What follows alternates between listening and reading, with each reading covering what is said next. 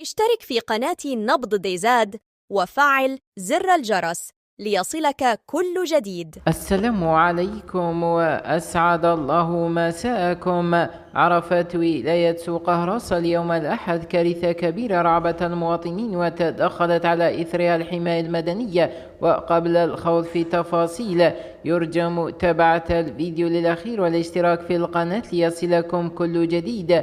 حسب بيان الحماية المدنية اليوم فقد تدخل المركز المتقدم وبدعم من الوحدة الرئيسية هذا اليوم 28 جويلية على الساعة 11:30 وسط مدينة سوق هراس أمام مديرية السكة الحديدية بحي الفيبور لأجل حريق داخل محل تجاري لبيع الملابس والأواني المنزلية ولوازم تنظيف وتجميل.